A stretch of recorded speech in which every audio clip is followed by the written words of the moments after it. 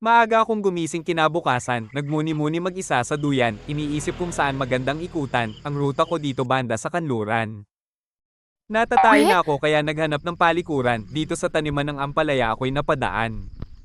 Naglakad-lakad ako sa kalsada, nakita ang kabundukan, ako'y nagtataka, mga panot naman yung nasa harapan. Sabi ni tatay, sagana daw sa manganese ang Busuanga, Palawan. Manganese toxicity ang dahilan kaya wala masyadong halaman.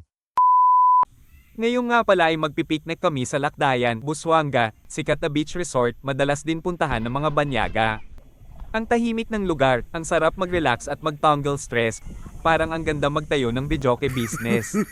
Tatlong inihaw na isda ang aming ulam para sa tanghalian, sariwang-sariwa yan, kapipitas lang galing sa dagat ng Palawan.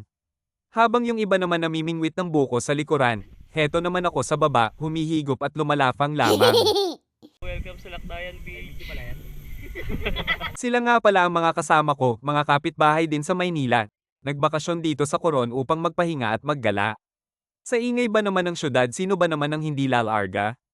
Tuloy pati gastric acid ko sa sikmura sama-sama, lumalala. Welcome to Lakbayan. Oras na para punuin ang tiyan, nakaredy na ang hapagkainan. Si Brownie malungkot at mag-isa lang, kaya akin ang tinabihan. Tara kain na tayo, inihaw at paksiw na isda ang ulam.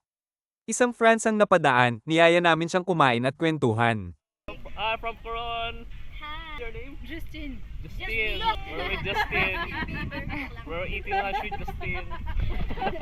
Pino, puting buhangin at malinaw na tubig, asahan mo dito sa Lakdayan. Libre lang ang entrance dahil public beach itong aming pinuntahan. Magbayad na lang para sa cottage upang yung mga lokal ay matulungan, huwag na rin mag-iwan ng basura para mapangalagaan ang kapaligiran. Isang masayang karanasan na naman ang aking na-unlock, uuwing may ngiti sa pisngi at sa aking isipan ay tatatak. Di ko nga pala dala yung aking bike kaya umangkas sa nakamotor. Bukas naman ulit tiyak may naghihintay na bagong adventure. Sa susunod ulit, ride safe, enjoy and be humble.